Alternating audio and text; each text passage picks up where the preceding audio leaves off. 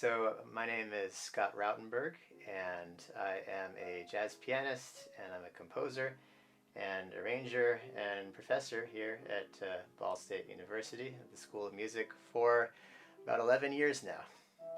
I was about 15 years old when I started playing piano, and so I had to play catch up on some things like learning how to read music. I'll teach private lessons, applied lessons of jazz piano and improvisation. Probably the more challenging courses, I would say, for any music professor would be a larger course where you have many different students in there from varying backgrounds and skill levels especially. And say like Improvisation 1 is a course that I'll teach, and if you have 10 or 15 people in there, and then some people might have been playing for years and are fairly fluent as improvisers, and then others are just kind of learning. So I think that's probably the most challenging aspect of teaching jazz. You do realize pretty quickly that whatever the subject is, you don't really know it until you have to teach it. It's actually like an Aeolian, like a B-flat Aeolian.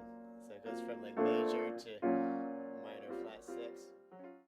And then also, from the performer's viewpoint, I would say it's also essential, especially at the university level, to be able to go out and do it, right? So I perform quite a bit as a pianist, and I get commissioned all the time as an arranger.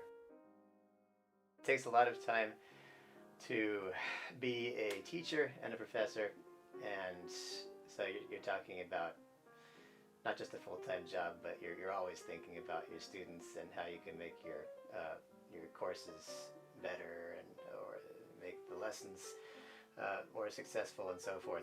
I get great pleasure in seeing my students when that moment happens and the light bulb goes off on a concept, or they're playing, and then I hear something that they've been working on for a couple weeks, and then it's finally appeared there, in their playing, or in their language, as we might say.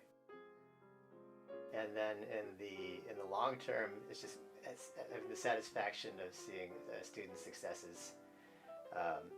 Like people from my studio have gone out, and some of them have taught at university level already, and they've won Downbeat Student Music Awards.